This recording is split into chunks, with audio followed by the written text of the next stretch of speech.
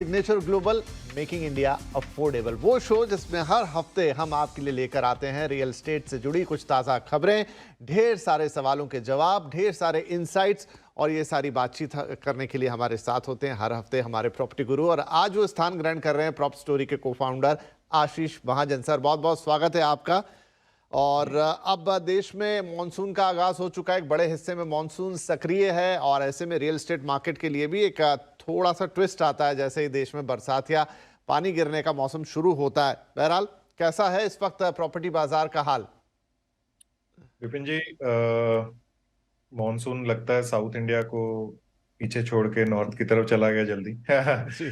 तो नॉर्थ की जो रियल एस्टेट मार्केट है, इनफैक्ट काफी रिपोर्ट्स भी आई पिछले कुछ दिनों में कि गुड़गांव नोएडा में किस तेजी से प्राइसेस बढ़े। तो प्राइसेस तो काफी रेजिडेंशियल साइड में काफी तेज रहे हैं। कमर्शियल में बिकॉज थोड़ा बहुत ग्लोबल अनसर्टेनिटी के कारण कमर्शियल में थोड़ा स्लो डाउन है। और बट फिर भी India China plus one theme पे प्ले कर रहा है, तो positivity around investment in India काफी ज्यादा है। तो ओके। अगर इन्वेस्टमेंट होगी, लोगों का वेलफेयर वेल्थ बढ़ेगी, तो रियल एस्टेट की डिमांड रहेगी। तो ये हम अगले 8 10 20 साल का ट्रेंड देख रहे हैं कि इंडिया के लिए एक बड़ी कंट्री रहेगी जहाँ पॉपुलेशन बढ़ रही है और इकोनॉमी पे सब पॉजिटिव कमेंट्री आ रही है। अभी यूएस इंडिया के बीच में जो prime minister Modi was there and काफी सारे एग्रीमेंट्स वगैरह हुए हैं। तो मैक्रो लेवल पे पॉजिटिविटी है और इसका trickle down effect real estate पे है। जी। ड्यूरिंग मॉनसून हम ये जरूर देख सकते हैं कि प्रोजेक्ट अप्रूवल्स या प्रोजेक्ट लॉन्चेस कम होंगे, लेकिन बहुत ही टाइट सिचुएशन रह रही है इन्वेंट्री को लेके, जो केवल मेरे हिसाब से मुंबई या कुछ हद तक पुणे में काफी अच्छा है। पर अगर आप बाकी बड़े शहरों में जाएंगे तो इन्वेंट्री सिचुएशन उतनी कंड्यूसिव नहीं है। तो उसके कारण क्या, प्राइस जो अवेलेबल है या तो बहुत चॉइस के अपार्टमेंट अवेलेबल, फ्रेश की बात कर रहा हूँ, और रीसेल में भी फिर रीसेलर को एक अच्छा प्रीमियम मिल रहा है, तो ट्रांजेक्शन्स उसमें टाइम लग सकता है। तो आने वाले 2 3 महीने अगर लॉन्चेस स्लो रहे, तो फिर से करंट इन्वेस्ट प्राइसेस पे थोड़ा प्रेशर देखने को मिलेगा, राइट? बिल्कुल हम तो देख ही रहे हैं, मतलब डे टू डे चेंजेस भी देख रहे हैं कई जी। जगहों। चलिए, ठीक है, नजर रहेगी कैसा करता है रियल एस्टेट मार्केट, क्योंकि मॉनसून का मौसम होता है, थोड़ी एक्टिविटी स्लो पड़ती है खरीदारों की तरफ से भी, डेवलपर की तरफ से भी। लेकिन जो इन्वेंट्री का हाल अभी बता रहे हैं यहाँ पर, और साथ में ये भी कि लॉन्चेस ही हैं नए लॉन्चेस, क्योंकि वैसे इन्वेंट्री एग्जॉस्टेड है, फिर सेकंड सेल्स हैं। कुल मिला के इंटरेस्टिंग बाजार इस समय भी बना हुआ है। लेट्स सी कि किस तरफ। और हाँ, फिर नजर रहती है आरबीआई पर भी कि वो इंटरेस्ट रेट के साथ आगे किस तरीके से बढ़ते हैं, तो इंटरेस्टिंग रहेगा, उस पर नजर रहेगी। लेकिन चलिए, सवाल जवाब के सिलसिले को हम शुरू करते हैं। हमारे पहले कॉलर हैं रोहित वर्मा साहब, पुणे से हमें कॉल कर रहे हैं। रोहित जी, बहुत स्वागत है आपका प्रॉपर्टी गुरु में। क्या सवाल पूछना चाहेंगे? Thank you Vipin sir. Sir, मेरा क्वेश्चन बहुत ही जनरल सा एक क्वेश्चन है। जनरल बायर हूँ मैं। जी। मुझे एक 60 to 65 के बजट में 2 BHK, I was looking for 2 BHK। Central Pune से ज़्यादा दूर की लोकेशन मुझे नहीं चाहिए। ओके। और मैं हम आपके पास इसीलिए आते हैं क्योंकि यहाँ ऑप्शन की कमी नहीं है, थोड़ा ज़्यादा कंफ्यूजन है। तो इस बजट में मुझे मेरे लिए क्या अच्छा रहेगा अगर मैं अगले 1 2 साल में पोजेशन के लिए देखूं तो? नहीं, बढ़िया है। देखिए, कई बार ज़्यादा ऑप्शन होते हैं तो फिर वो कंफ्यूजन होना लाजमी होता है। आप सेंट्रल पुणे से ज़्यादा दूर नहीं जाना चाहते हैं। 60 65 लाख के बजट में आपको चाहिए एक डिसेंट सा 2 BHK, और आप इंतज़ार करने के लिए भी तैयार हैं, तो अच्छे ऑप्शन देने की आपको ज़रूर कोशिश होगी। आशीष जी, इनके लिए, इनके बजट में क्या बेहतरीन ऑप्शन हो सकते हैं पुणे में? जो इनका विपिन जी, जो इनका रिक्वायरमेंट है डिस्टेंस और बजट के हिसाब से, तो 2 3 लोकेशन जो हमें समझ आती हैं जहाँ पे एक्सप्लोर कर सकते हैं। एक है धानोरी लोकेशन। ओके, ये इन्होंने येरवड़ा और कल्याणी नगर, जहाँ पे बहुत ज्यादा आईटी पार्क्स और एम्प्लॉयमेंट अपॉर्चुनिटी है, उधर से ये 30 मिनट की ही दूरी पे होगा। वो लोकेशन है जो एयरपोर्ट के भी करीब भी पड़ती है, पर उस तक लोग वहां पे एक्चुअली पुणे का एक रिंग रोड प्लान है, जो उस पर इतना मूवमेंट हुआ नहीं है। जब वो आएगा तो ये लोकेशन एकदम रिंग रोड पे आ जाती है। ओके। दूसरी लोकेशन आती है वाघोली, जो अफोर्डेबिलिटी के हिसाब से काफी अच्छा है, और वो खराड़ी की कैचमेंट में पड़ता है। मतलब डिस्टेंस वाइज टाइम कम्यूट का जो टाइम है वो 30 से 40 मिनट का ही वाघोली में होगा। और तीसरी आती है तो वाघोली हो गया, ईस्ट पुणे, ओके। और जो तीसरी लोकेशन आती है वो है साउथ पुणे की तरफ, जहाँ पे लोकेशन उंदरी, हांडेवाड़ी, ये कुछ लोकेशन, फुरसुंगी, ओके, ये कुछ लोकेशंस हैं जो उतना ही टाइम, मतलब 30, 40, 50 मिनट मैक्सिमम में ये कम्यूट कर सकते हैं। और पूना के अंदर कम्यूट करना कोई बहुत आसान नहीं रहा है, रोड्स उतनी वाइड है नहीं और ट्रैफिक बहुत ज्यादा है, तो टाइम लग जाता है। बट पुणे मेट्रो का काम काफी तेजी से चल रहा है, तो होपफुली ये 2-3 लोकेशंस हैं जिसको वो एक्सप्लोर कर सकते हैं। अब इसके ऊपर ये फ्यूचर पोटेंशियल हर लोकेशन का है, इसके ऊपर ये और कर सकते हैं कि इन जनरल कोई कहीं पे रिहाइश कर रहा होता है काफी टाइम से, तो उस एरिया के साथ बन जाता है। तो अगर इनका किसी एरिया के साथ एफिनिटी है तो ये उस एरिया की तरफ ज्यादा बेंड कर सकते हैं। अदरवाइज तीनों ही लोकेशन में इनको ऑप्शंस मिल जाने चाहिए, और कुछ अच्छे डेवलपर्स इन सब मार्केट्स में ऑपरेट करते हैं। राइट, तो रोहित साहब, ये 3 लोकेशंस हैं। इन तीनों ही लोकेशंस में अगर आप कुछ एक बार देखें, समझें, कुछ जीरो इन कर लें, कोई पर्टिकुलर प्रोजेक्ट देख लें, तो फिर आप दोबारा हमसे ज़रूर संपर्क करें। और आपके बजट में इन तीनों ही लोकेशंस में, और जैसा कह रहे हैं आशीष जी, कोई अगर प्रेफर्ड लोकेशन है जो आपने सोच रखी है पहले से मन में, तो उसमें भी जा सकते हैं। बजट वाइज आपको यहाँ पर ढेर सारे ऑप्शन मिलेंगे। एक नज़र डालें, फिर से हमारे पास लौट कर आएँ तो हम कोई एक ऑप्शन सेलेक्ट करने में आपकी और मदद करना चाहेंगे। तो चलिए, ये सलाह हो गई रोहित जी के लिए। अगले कॉलर है हमारे साथ मोहन व्यास साहब बेंगलुरु से। मोहन जी, बहुत स्वागत है आपका प्रॉपर्टी गुरु में। क्या सवाल रहेगा आज आपका? हेलो सर, सो मैंने एक प्रॉपर्टी ली है नॉर्थ बैंगलोर में, Prestige Finsbury park, 3 BHK, 1233 square feet. Okay. मेरे 3 सवाल हैं। पहला ये कि इसको मैं कब तक होल्ड करके रख सकता हूँ। दूसरा ये कि कैपिटल एप्रिसिएशन इसमें कितनी है और कितना रेंट हम एक्सपेक्ट कर सकते हैं। राइट, पहले तो आपको देखिए बहुत बहुत बधाइयाँ, आपने प्रॉपर्टी में इन्वेस्ट किया, पोजीशन आपको मिल गया है। अब आप इस पर आए हैं कि कितने दिनों तक होल्ड करना है, कैसे रेंटल्स मिलेंगे, तो बहुत अच्छी बात है। ये सब हम आशीष जी से पूछेंगे। तो प्रेस्टीज का फिन्सबरी पार्क बेंगलुरु में 74 लाख रुपए में इनको ये सब कुछ मिला है। 3 BHK है, 1233 स्क्वायर फीट का। अच्छा, अभी शायद पोजीशन मिला नहीं है, मिलने जा रहा है, लेकिन अब उससे पहले उत्सुकता है कि क्या करा जाए, कब तक होल्ड किया जाए, कैसे रिटर्न मिलेंगे, कैपिटल अप्रिसिएशन, और मीनवाइल क्या यहाँ पर किराए के प्रोस्पेक्ट हैं? विपिन जी, जो फिन्सबरी पार्क प्रोजेक्ट है, पहली बात तो प्रेस्टीज ग्रुप से आता है, जो देश के लीडिंग डेवलपर्स में आता है, तो डिलीवरी ऑन ट्रैक है। ये प्रोजेक्ट एयरपोर्ट के साथ अटैच्ड SEZ में पड़ता है, तो यहाँ पे काफी बड़े ऑर्गेनाइजेशंस को लैंड्स अलॉटेड हैं, पर एक्टिविटी उतनी अभी स्टार्ट नहीं हुई है। हाउएवर, अगर आप बेंगलोर के एयरपोर्ट का रीसेंट अपडेट्स ट्रैक करेंगे, तो वहाँ पे टर्मिनल 2 आने के बाद बहुत फोकस है कि उस एयरपोर्ट की कैपेसिटी बढ़ाई जाए, कार्गो और बहुत तरह तरह की बिजनेसेस को प्रमोट किया जाए उसके अराउंड।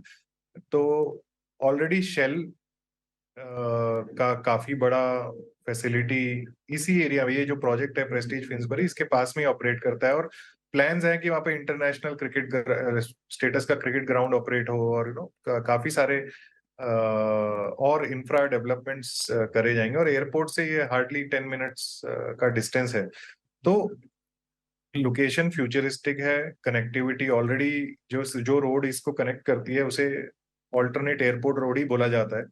तो हमारा ये मानना है कि ऑल्टरनेट एयरपोर्ट रोड भी एक समय पे प्राइमरी एयरपोर्ट रोड हो जाएगी, मे बी कुछ सालों के अंदर। तो जब ऐसा होगा तो शहर से लेके इस प्रोजेक्ट तक और एयरपोर्ट तक एक कंटिन्यूअस डेवलपमेंट देखने को मिलेगी, क्योंकि सारा का सारा डेवलपमेंट सिर्फ एक पर्टिकुलर हाईवे पे नहीं हो सकता, जो आज की डेट में प्राइमरी एयरपोर्ट रोड है। तो उस लिहाज से और इसकी कैचमेंट, वो एक मेन फैक्टर हो गया। और इसके कैचमेंट में जैसे जैसे और मल्टीनेशनल्स या और ऑर्गेनाइजेशंस ऑपरेट करना शुरू करेंगी, तो इसके रेंटल और रीपरचेज की डिमांड बढ़ेगी। बट वो ये सब होने में कुछ टाइम लगेगा। और जो यूनिट इन्होंने लिया हुआ है 3 बेडरूम, वो तो अवेलेबल भी नहीं है प्रोजेक्ट में। मेरे ख्याल से प्रोजेक्ट अब सोल्ड आउट है, या मे बी उसमें कुछ 2 BHK यूनिट्स ही बचे होंगे। तो उस लिहाज से अगर जिस चीज की शॉर्टेज होती है उसको कोई खरीदना चाहता है, तो ऑलरेडी इनको अच्छा कुछ दाम इस समय मिल रहा होगा। काफी मेगा प्रोजेक्ट है, मतलब थाउजेंड्स ऑफ अपार्टमेंट है, तो ऐसे सब चीजों को अप्रिशिएट होने में थोड़ा टाइम लगता है। पर वो जैसे जैसे बैंगलोर की, इंडिया की ग्रोथ होगी, उसके साथ ये अलाइंड 7-8% की अप्रिसिएशन एक्सपेक्ट कर सकते हैं ईयर ऑन ईयर। राइट, और रेंटल पे कुछ आपका सुझाव, क्या एक्सपेक्टेशन? इमीडिएटली तो विपिन जी मेरे ख्याल से रेंटल उतने स्ट्रांग नहीं रहेंगे क्योंकि बहुत सारे अपार्टमेंट एकदम से अवेलेबल हो जाएंगे, बट 1-2 साल के अंदर रेंटल्स इंप्रूव होने चाहिए। और ये अकेला प्रोजेक्ट नहीं है, वहाँ पे ब्रिगेड का भी प्रोजेक्ट है, गोदरेज का भी प्रोजेक्ट है, जो इसी कैचमेंट में मेरे ख्याल से ठीक ठाक है। अगर हम सबको सम कर लें तो मे बी 10-12 हजार अपार्टमेंट यहाँ पे रेडी हो जाएंगे कुछ 1-2 साल के पीरियड के अंदर। राइट, तो मोहन जी आपका जो इन्वेस्टमेंट है काफी फ्यूचरिस्टिक है, बहुत डिटेल में यहाँ पे आशीष जी ने बताया उस इलाके के बारे में। और जहां तक तुरंत अगर आप चाहते हैं कोई कैपिटल अप्रिसिएशन तो 7 से 8% का एक एनुअल CAGR वाला रिटर्न उसको भी मिलेगा।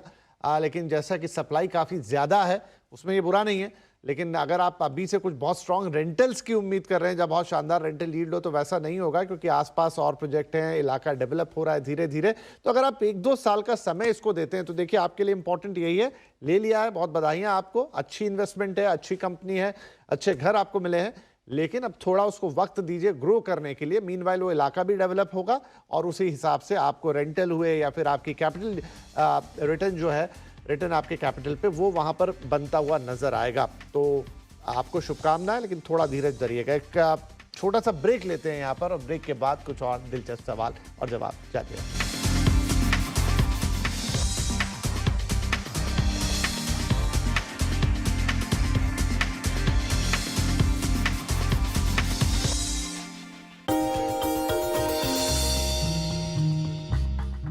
न्यूनो में आज हम बातचीत करने वाले हैं व्हर्लपूल ऑफ इंडिया की। दरअसल ये व्हर्लपूल ऑफ इंडिया, जिसको आप जानते हैं, ये बेसिकली एक मल्टीनेशनल जाइंट है, अमेरिकन कंपनी है जिसकी इंडिया में एक आर्म लिस्टेड है। तो इसकी शुरुआत पहले तो व्हर्लपूल इसके पेरेंट्स के साथ ही करते हैं। इस कंपनी की शुरुआत 112 साल पहले बेंटन हार्बर मिशिगन में होते हुए दिखाई पड़ी थी, जबकि लुई ऑप्टन और उनके अंकल इमोरी ऑप्टन ने इस कंपनी की शुरुआत की थी।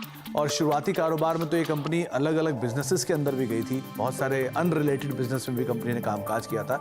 लेकिन 1950 तक आते आते इस कंपनी का नाम चेंज हुआ और व्हर्लपूल कॉर्पोरेशन के नाम से इसको जाना गया। ये नॉर्थ अमेरिका में दुनिया की नंबर 1 कंपनी के तौर पर जानी जाती है, नंबर 1 प्लेयर है नॉर्थ अमेरिका के अंदर। उसके अलावा लैटिन अमेरिका में नंबर 1 कंपनी के तौर पर जानी जाती है, यूरोप में नंबर 2 प्लेयर के तौर पर जानी जाती है। कंपनी करीब 10 मैन्युफैक्चरिंग लोकेशन है नॉर्थ अमेरिका में, 12 मैन्युफैक्चरिंग लोकेशन है यूरोप में और मिडिल ईस्ट और अफ्रीका में, साथ ही साथ 9 लैटिन अमेरिका में और 5 एशियन मार्केट में। तो धीरे धीरे ये अमेरिकन जाइंट जो है वो एक्सपैंड करते हुए दिखाई पड़ी और इस कंपनी का करीब 60% रेवेन्यूज जो है वो अमेरिकन बाजारों से आता हुआ दिखाई पड़ता है। 24% रेवेन्यूज ये यूरोपियन मार्केट से ऑब्टेन करती है और रेफ्रिजरेटर और लॉन्ड्री प्रोडक्ट जो है वो इनके कुल कारोबार का 60% हिस्सा कंपोज करता है। तो ये तो बात हो गई व्हर्लपूल की, यानी कि जो इसकी कंपनी की पेरेंट थी। अब आते हैं व्हर्लपूल ऑफ इंडिया के बारे में। इस कंपनी ने भारत में जो शुरुआत की वो 1980s में की थी। और एक इंटरेस्टिंग फैक्ट ये भी है कि जब ये भारतीय कारोबार में इन्होंने एक्सपैंड किया, तब इन्होंने एक्सपैंड किया टीवी सुंदर ग्रुप के साथ, यानी कि टीवीएस जो कि ऑटोमोबाइल कंपनी है, 2 व्हीलर मैन्युफैक्चरर है, उनके साथ इस कंपनी ने अपनी कंज्यूमर ड्यूरेबल जर्नी इंडिया में शुरुआत करते हुए दिखाई पड़े। 1995 में व्हर्लपूल ने केल्विनेटर फ्रिज, जो कि इंडिया में प्रोमिनेंटली कामकाज करते थे, उनको एक्वायर किया और साथ ही साथ केल्विनेटर के एक्विजिशन के बाद इन्होंने रेफ्रिजरेटर कारोबार में भी इंडिया में अपनी पैठ मजबूत करते हुए दिखाई पड़े। लेकिन लेटली केल्विनेटर और साथ साथ टीवीएस, जिसके साथ इनका ऑलरेडी जेवी चल रहा था, इन दोनों को मर्ज किया और मर्ज करने के बाद एक कंपनी बनी जिसका नाम था व्हर्लपूल ऑफ इंडिया। तो भारत में भी 40-50 सालों से इनकी पैठ, लेकिन करीब 112 साल पुरानी मल्टीनेशनल जाइंट की इंडियन सब्सिडरी, जिसका 60% से ज़्यादा रेवेन्यू यूएस मार्केट में आता हुआ दिखाई पड़ता है और मेजरली डोमिनेंट है वॉशिंग प्रोडक्ट्स के अंदर, उसके बारे में कुछ रिलेटेड इंटरेस्टिंग फैक्ट्स। आए कुछ और फैक्ट लेकर आते हैं।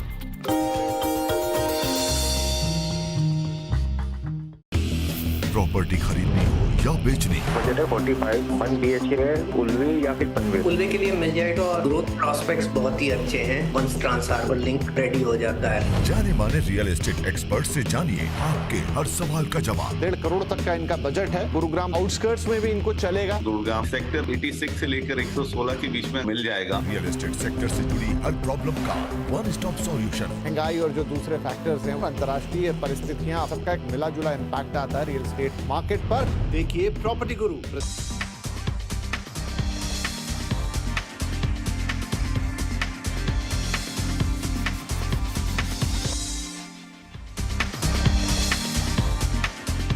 Welcome back. CNBC आवाज पर जारी है प्रॉपर्टी गुरु। हमारे साथ आशीष जी बने हुए हैं और हमारे सवालों का जवाब दे रहे हैं, इनफैक्ट आपके सवालों का जवाब दे रहे हैं। तो चलिए फटाफट हम अगले सवाल की तरफ भी बढ़ते हैं। हमारे अगले कॉलर हैं अरुण पांडे साहब, नई दिल्ली से हमें कॉल कर रहे हैं। पांडे जी, बहुत स्वागत है आपका प्रॉपर्टी गुरु में। क्या पूछना चाहेंगे आज? जी नमस्कार। नमस्ते, बताइए।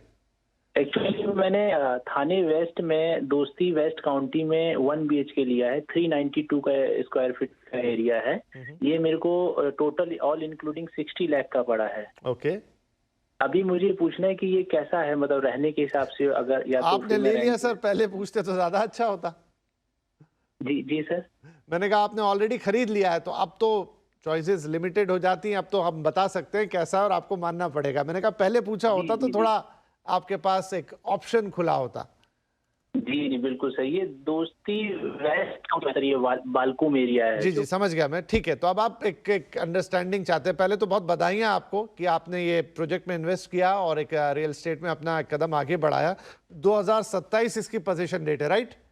जी जी, लेकिन बिल्डर ने बोला है 2025 में देंगे। लेकिन एक्चुअली मैं ये जानना चाह रहा हूँ कि जो जैसे मैंने जो डिसीजन है वो सही है कि मतलब कि हाँ ठीक है, चलिए अच्छी बात है। तो बहुत बधाइयां। अब देख लेते हैं क्योंकि बहुत सारे निवेशक हमें लेने के बाद भी कॉल करते हैं। तो आशीष जी, कैसा है इनका ये फैसला? आप कह रहे हैं कि वैसे पोजीशन ऑन पेपर 2027 का है लेकिन 25 तक मिल जाएगा।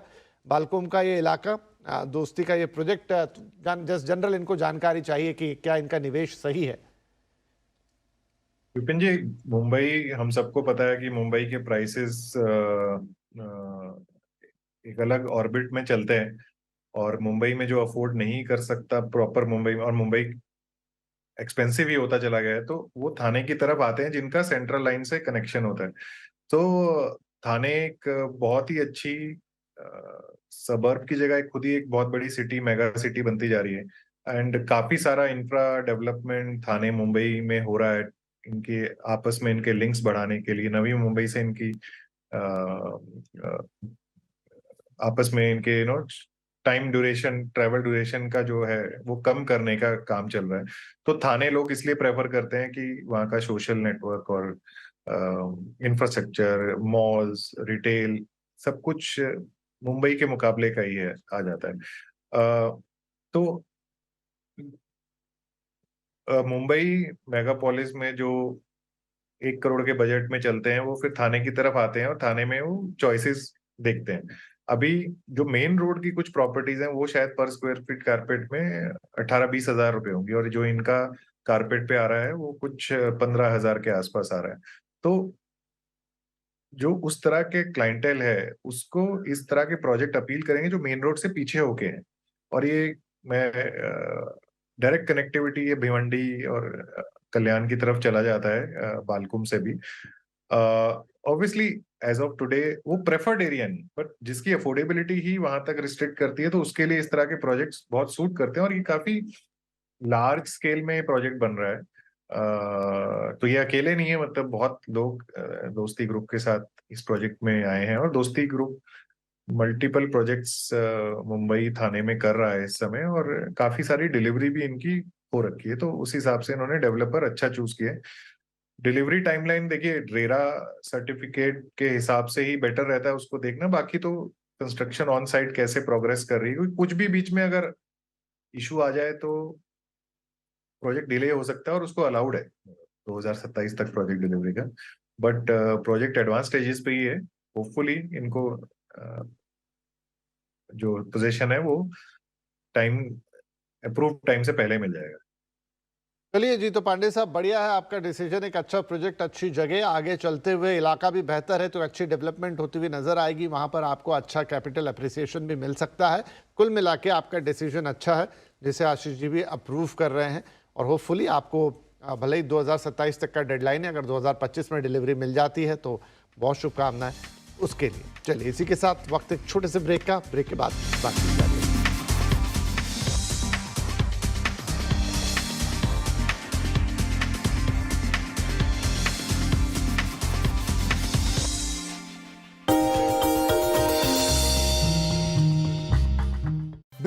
आज हम बातचीत करने वाले हैं 200 साल से ज्यादा पुरानी कामकाज करने वाली कंपनी EID पैरी के बारे में। दरअसल ये कंपनी जो कि शुगर स्पेस के अंदर कामकाज करती है, मुरगप्पा ग्रुप जिस कंपनी को ओन करता है, इस कंपनी की शुरुआत करीब 235 साल पहले हुई थी। और अगर आप बार बार ये सोचते हैं कि EID पैरी में EID क्या है, तो EID का फुल फॉर्म है ईस्ट इंडिया डिस्टिलरीज, जिसके नाम से इस कंपनी की शुरुआत हुई थी। तो ईस्ट इंडिया डिस्टिलरीज पैरी ये कंपनी का पूरा नाम है। अब पैरी इसलिए आया इस कंपनी के नाम के अंदर क्योंकि ये कंपनी थॉमस पैरी साहब ने शुरू की थी, तो EID पैरी इस वजह से इसका नाम तय किया गया था। दरअसल थॉमस चेज के साथ इन्होंने एक पहले जब पार्टनरशिप शुरू की थी तब इस कंपनी का नाम बना चेज एंड पैरी। फिर फर्दर पार्टनरशिप की गई जॉन विलियम डेयर के साथ, तब इस कंपनी का नाम बना पैरी एंड डेयर। और बाद में एक बड़ा इंटरेस्टिंग वाकया ये भी है कि अगर आप चेन्नई में कभी गए हैं या चेन्नई के आसपास रहते हैं तो आपने शायद पैरी कॉर्नर और डेयर हाउस ये दोनों सुने होंगे। और डेयर हाउस वही जगह है जहां पे आज मुरगप्पा ग्रुप का हेडक्वार्टर भी शामिल है, वहां पर ही मौजूद भी है। इसके अलावा 1981 में EID पैरी जो है मुरगप्पा ग्रुप की कंपनी बनी और वहां से इसकी जर्नी में और ज्यादा रफ्तार आते हुए दिखाई पड़ी। तो बहुत पुरानी हिस्ट्री का जो सबसे लेटेस्ट पार्ट है मुरगप्पा ग्रुप की हिस्ट्री, वो 1981 से शुरुआत हुई थी। EID पैरी ने 1914 में कन्फेक्शनरी कारोबार के अंदर भी विस्तार किया था और जो 1981 तक आते आते मुरगप्पा ग्रुप ने टेक ओवर भी कर लिया था। लेकिन आपने कई बारी कॉफ़ी बाइट जैसे प्रोडक्ट भी खाए होंगे, वो आपको याद होगा पैरी की तरफ से ही आता था, तो वो पैरी कन्फेक्शनरी का हिस्सा था। लेकिन लेटर ऑन ये कारोबार सेपरेट कर दिया गया।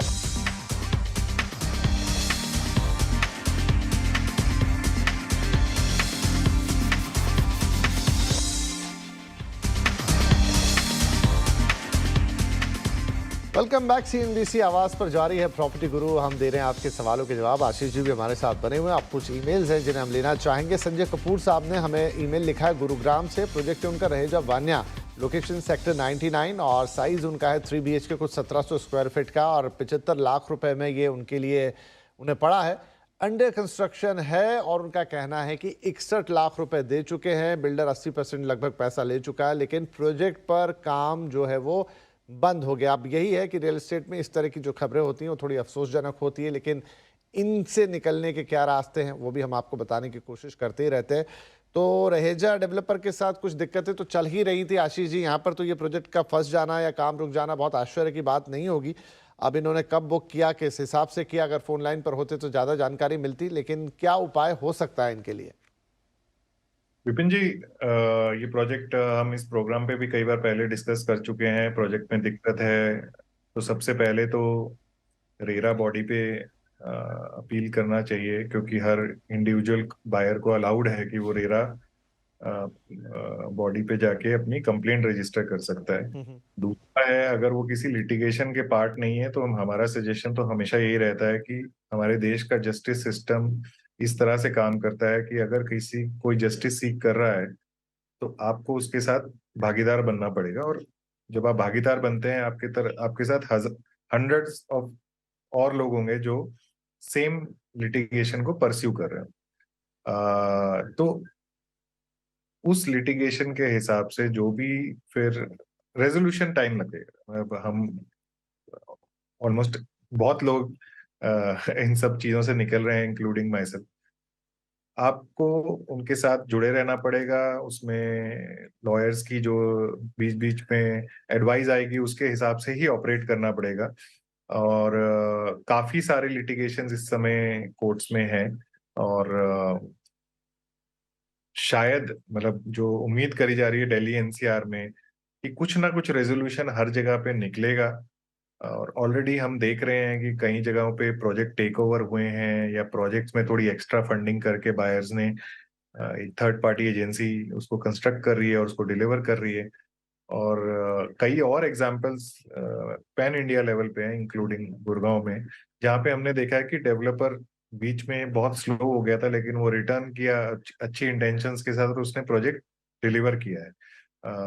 तो ऐसे में अगर ऐसा पॉजिटिविटी होता है तो आपको अप्रिशिएटेड प्राइस ही मिलेगा, क्योंकि द्वारका एक्सप्रेसवे की कैचमेंट में ये प्रोजेक्ट है और द्वारका एक्सप्रेसवे बहुत तेजी से प्राइस राइज हुआ है उस लोकेशन में। पर एज ऑफ नाउ अगर आपको कुछ एक्टिविटी नहीं दिख रही है, बिल्डर से कोई सपोर्ट नहीं है, तो आपको कोर्ट्स को अप्रोच करना चाहिए और किसी ना किसी ग्रुप के साथ जुड़ के ही अप्रोच करना है। कि अकेले आदमी के है भी लिए एपिटाइट और पेशेंस होना, बहुत अंडरस्टैंडिंग होना ही बहुत बड़ी बात है, मतलब जी। इन सब चीजों। तो संजय साहब, अनफॉर्चुनेटली ये है कि इस तरह के भी प्रोजेक्ट हैं देश में। एक कह सकते हैं कि देश का रियल एस्टेट सेक्टर जो है ट्रांजिशन के दौर से गुजर रहा है, और एक लंबा ट्रांजिशन है जहां पर पोस्ट रेरा ईरा में हम बैठे हुए हैं। बहुत सारी चीज़ें बेहतर हुई हैं, लेकिन अभी भी इस तरह के प्रोजेक्ट्स हैं जो अटक रहे हैं। कई जगह अलग अलग तरीके की दिक्कतें हैं, लेकिन कुल मिला के एंड रिजल्टेंट ये है कि प्रोजेक्ट अटक जाता है और नुकसान आप जैसे घर खरीदारों का होता है। सरकार ने कई तरह के फंड्स और स्कीम्स भी चला रखे हैं, लेकिन वो धीरे धीरे चलते हैं। और जो आशीष जी ने कहा है कि एक है कि इंडिविजुअल रेरा कंप्लेंट हो, कोर्ट का रास्ता लें, क्लास एक्शन सूट अभी इसमें पॉसिबल शायद नहीं होगा, लेकिन हाँ, आप लोग सब मिलकर एक अपील दायर कर सकते हैं, साथ में जा सकते हैं। डेवलपर पर वो दबाव पड़ता है और कुछ ना कुछ तो रिजल्ट आता है। हम मानते हैं कि पूरी प्रक्रिया पेनफुल होती है क्योंकि आपकी हार्ड एंड मनी लगी है, लेकिन अभी कोई और रास्ता इसके अलावा सीधे सीधे होता भी नहीं है। इतना ज़रूर उम्मीद है कि धीरे धीरे परिवर्तन आ रहे हैं, लेकिन उस परिवर्तन को पूरी तरह आने में समय लगेगा। और उस बीच ये जो इस तरह की खबरें रहती हैं, ये वाकई दुखद होती है। तो हम उम्मीद यही करेंगे, शुभकामनाएं हमारी आपके साथ, जो एक दो उपाय हैं उन पे ही आगे बढ़िए, क्योंकि और तुरंत कोई रिजोल्यूशन नहीं है। एंड होपफुली जल्दी शायद आपको यहाँ पर अच्छे रिजल्ट्स भी देखने को मिले, क्योंकि ऐसा और भी जगह हमने होते हुए देखा है।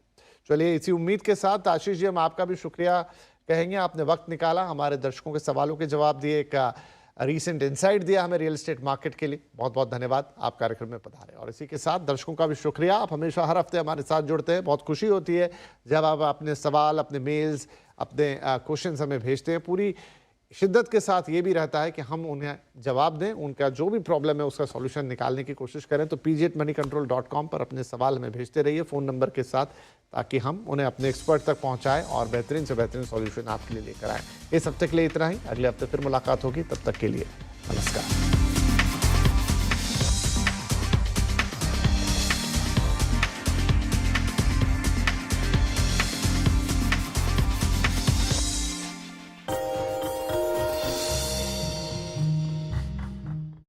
में आज हम बातचीत करने वाले हैं एस्कॉर्ट्स कुबोटा से रिलेटेड कुछ फैक्ट्स को लेकर। दरअसल कंपनी की शुरुआत एस्कॉर्ट्स कुबोटा नहीं हुई थी, एस्कॉर्ट्स के तौर पर इसकी शुरुआत हुई थी। बाद में टाई अप के बाद जो हाल में ही करार हुआ बड़ा, जिसमें कुबोटा ने बड़ी हिस्सेदारी खरीद ली, उसके बाद इसका नाम एस्कॉर्ट्स कुबोटा बनता हुआ दिखाई पड़ा। लेकिन इस कंपनी